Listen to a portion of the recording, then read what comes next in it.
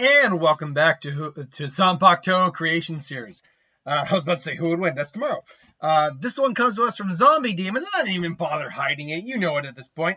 What is the Zanpakuto Vlad Plasmius, Danny Phantom's arch nemesis and long-term friend, enemy, acquaintance of Jack Fenton and Maddie Fenton. To me, a concept that grew in my head very quickly with this character kind of took hold. I'm like, yeah, this kind of fits in very well. Vlad Plasmius' character is one of someone who's very greedy, very self-absorbed, very thinking he deserves what others have. And case in point, he thinks he deserves Maddie. She's a human being, you sicko. But he thinks he deserves Maddie. Hates Jack for allegedly stealing her, robbing him of all those years in the all those years that he had spent in the hospital. At the same time, though, he is grateful for Jack for giving him the power. So there's that. He wants Danny on his side for him, to destroy his father. He's just corrupt, arrogant, evil, narcissistic, all of that. There's not a lot of good in him. Granted, he's not like completely evil. Like, he's not going around killing kittens or anything like that. He does try to do some good, but only when it benefits him. So he's most likely somewhere between, if you were to use a D&D alignment video, a chaotic evil and a neutral evil. But he's definitely in the evil spectrum. So, especially when you figure out how he gained all his wealth, he just stole stuff. So, thinking of Zanpakuto over this guy is both easy and difficult, because at one point I'm like, okay, he needs a Zanpakuto that would definitely be used by someone of a very malicious kind of personality. A Tokinata, if you will. In fact, there's actually a lot of similarity to him and Tokinata from the Camp for Your Own World light novels. Granted, their motivation is very different. But in terms of personality, they're nowhere near as dissimilar as you might believe. Now, unfortunately, using Tokinata as an example doesn't work here because we don't know what Tokinata's Zanpakuto actually did. His true Zanpakuto. The Zanpakuto he was using was his family's Zanpakuto, not his own. His was confiscated. So, what do I think the Zanpakuto of a character like this would look like? Particularly Vlad Plasmius' Zanpakuto. Well, I think, right out the gate, I think it's a Keto type Zanpakuto. I think it's a Zanpakuto with a specific ability, and it does its ability very well. I will also say this. It's also a standard katana. Most of them are standard katanas. Its release is Break Down the Rot. And its name, and I tend to go with many similar tropes, but that's because they kind of show their heads a little bit. With fire-type Zanpakuto, the name Flame usually has something to do with it.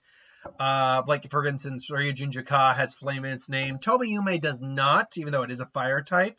But then Engetsu does. We actually don't see a lot of fire-type Zanpakuto beyond that.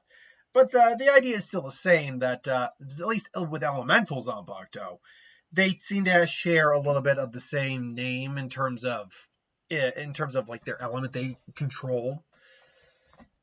To the point, though, its name I went with Carrion Crow, or one second here, Faniku Karasu would be the name. So basically, say break down and rot. Faniku Karasu. Its Bankai's name would be Feasting Murder of Crows. So that translates out to Karasu no. Okay, this one. I didn't actually pronounce this one. I'd actually pronounced and even get the phonetics for the first name, but this one. Kyonin Satsujin. Kyonin Satsujin. So Karasu no Kyonin Satsujin. By the way, again, I'll Google Translate, so I know those aren't 100% accurate. Now, what this Zanpakuto, first off, the spear would also be kind of a crow, but probably like a crow that's like partially like in decomp half the time, like kind of like almost like a zombie. And then its Bankai would probably either fully zombify it, maybe even turning it into a skeleton, or maybe show the Master Crows in his inner world. But the Zanpakuto itself takes the form more or less of a scythe. A fairly long scythe, maybe like the handle is 4 to 5 feet long, and a fairly large blade. But the blade itself, it looks like the wing of a crow. A fairly large crow, but the wing of a crow.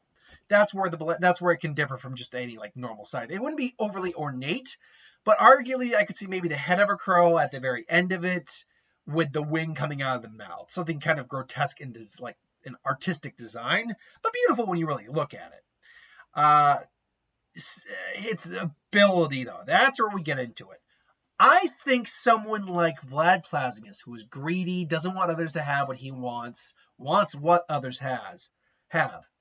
I think an ability like a rot-like decay ability works well for him, because if he can't have something, he doesn't want anyone else to have it, and he's kind of toxic.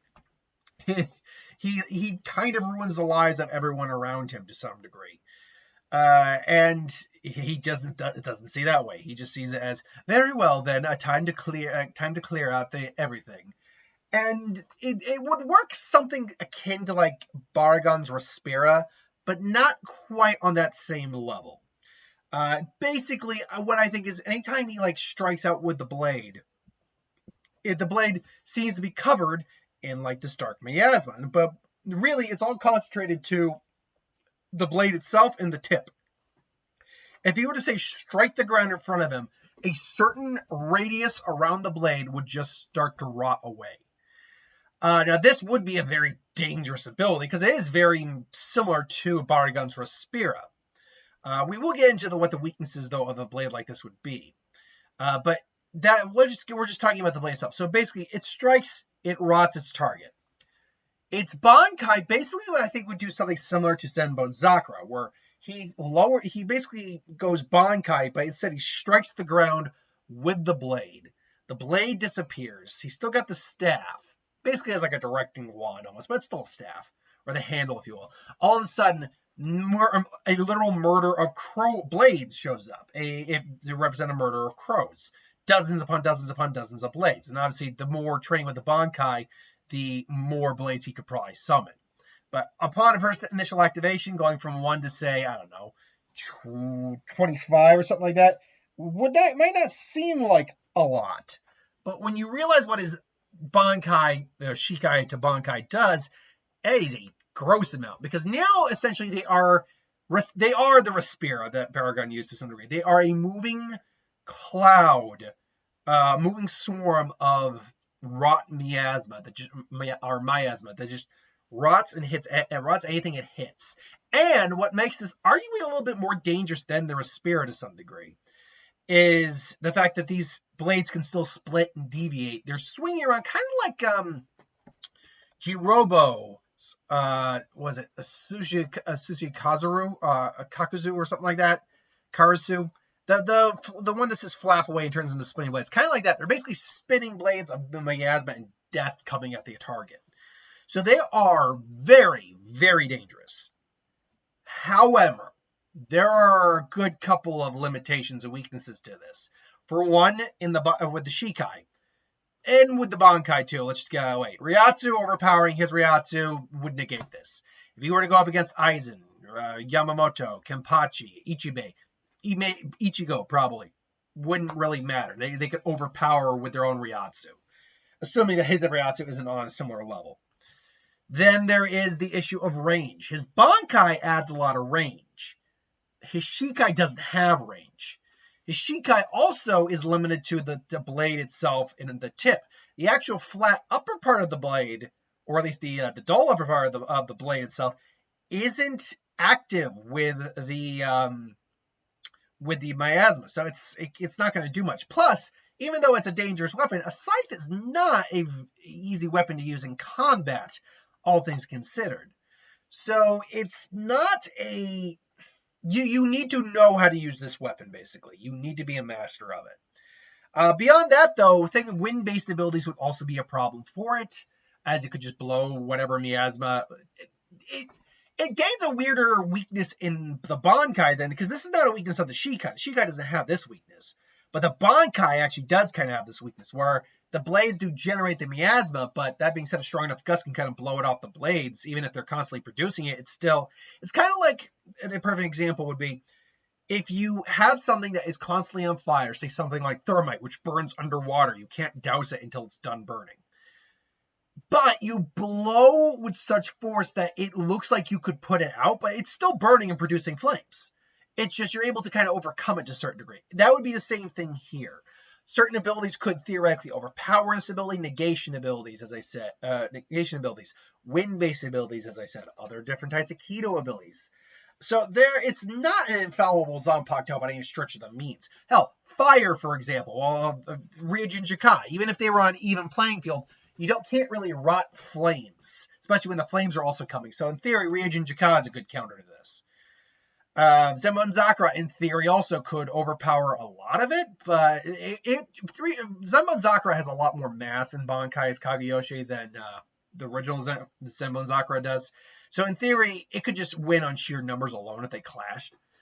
It would still be an extremely dangerous and powerful Zanpakuto, which would be fitting for someone like him who is very dangerous, powerful in his own way, but also, corrupt and evil and maniacal and self-absorbed. So this is the Zanpakuto I have created in my head for Vlad Plasmius from Danny Phantom. But this is just my opinion. Let me know in the comments below what you think. Thanks for watching. Hope you enjoyed. Like, comment, share, subscribe. As always, if you want us to review something, put in the comments below. Let us know. We'll do a review of it at some point. Hit that bell if you want to be notified, and I'll see you next time.